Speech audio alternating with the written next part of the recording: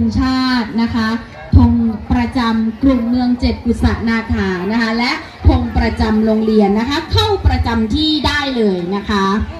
เรียนเชิญนะคะคุณครูทุกท่านนะคะที่ได้เตรียมนะคะทัพนักกีฬานะคะนำตัวแทนนะคะผู้เชิญธงประจำโรงเรียนนะคะเข้าประจำต่อ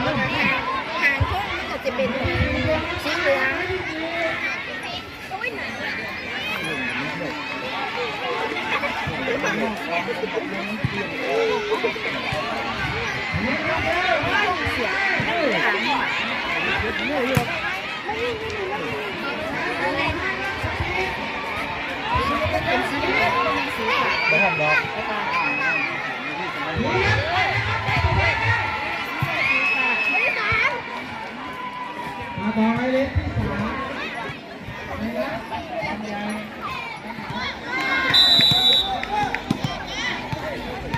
ี่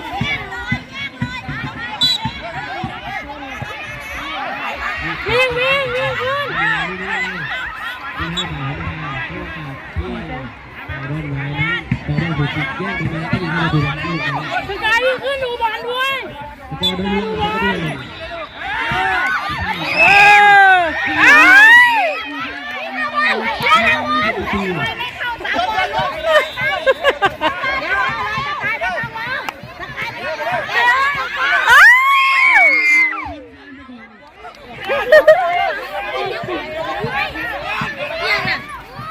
สกายวิ่งนี่เอาบอลจับบอลก่อนไอ้เนี่ย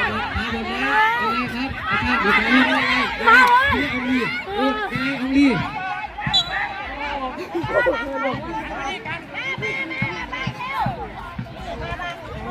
ตะกายเอาให้กูอีกลูกเด้อ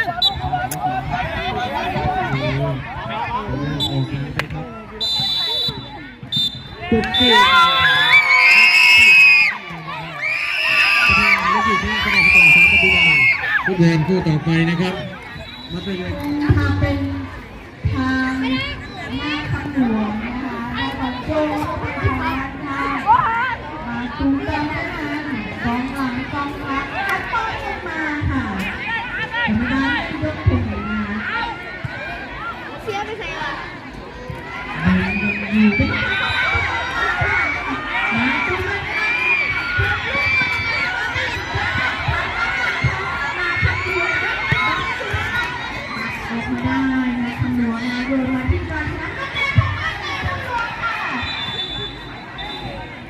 กรรมการยก